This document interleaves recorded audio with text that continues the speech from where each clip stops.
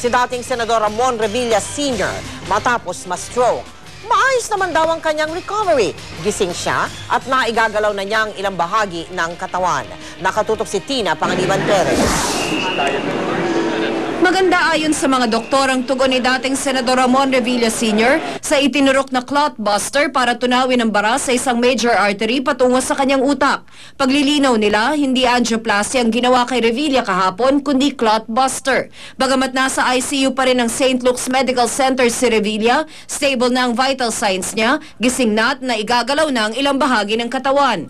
We are very happy to report to you that this morning ex-Senator Revilla is doing much better. He continues to be under support systems, but we are very glad to report to you that all the vital signs are very stable.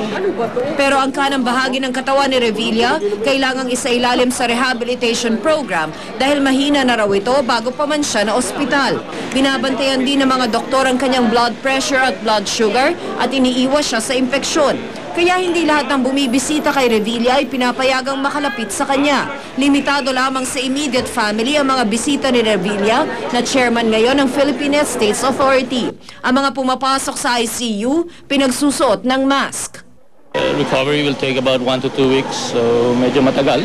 Not completely out of danger. Stroke can evolve pa rin. So what we're doing is really preventing a new stroke and also preventing all the complications. Ang unang 48 oras matapos turukan ng clot buster si dating Senator Ramon Revilla Sr. ang pinaka-critical daw na oras sa lahat.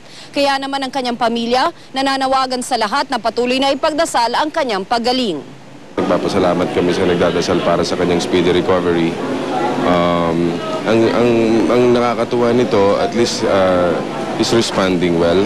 I just want to show my support so that he realizes that we're around. Nakakonfine din si Senator Bong sa St. Luke's dahil sa matinding sipon. Hindi pa rin niya nadadalaw ang anak na si Ina na nasa Makati Medical Center matapos ma-cesarean section kahapon. Tina Panganiban Perez, Nakatutok, 24 Oras.